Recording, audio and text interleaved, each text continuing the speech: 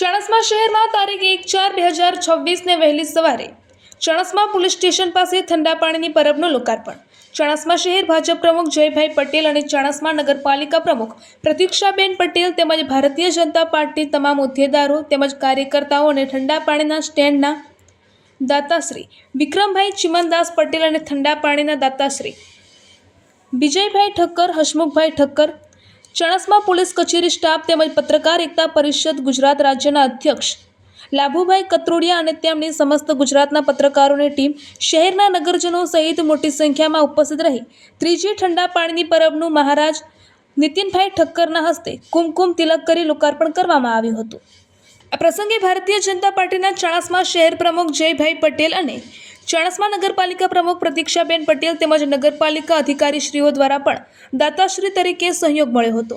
આ પ્રસંગે પત્રકાર એકતા પરિષદના ગુજરાત રાજ્યના તમામ હોદ્દેદારો અને પાટણ જિલ્લા પત્રકાર એકતા પરિષદના હોદ્દેદારો તેમજ પત્રકારોની મોટી સંખ્યામાં ઉપસ્થિતિ રહી હતી।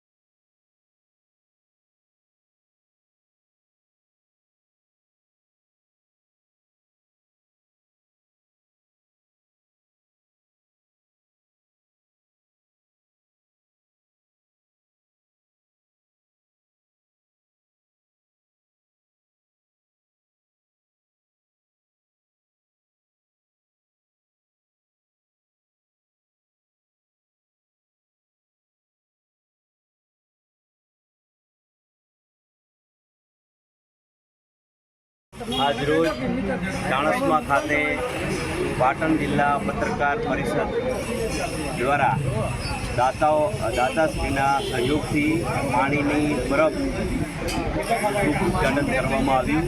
આ પ્રસંગે અમારા ગુજરાત રાજ્ય પત્રકાર એકતા પરિષદના પ્રમુખ શ્રી લાભુભાઈ કતરોડિયા સાહેબ, અમારા મહિલા વિંગના પ્રમુખ શ્રી સમીમબેન અને ચાણસ્માના રાજકીય આગેવાનો અગ્રણીઓ, ચાણસ્મા નગરપાલિકાના પ્રમુખ ઉપસ્થિત રહ્યા।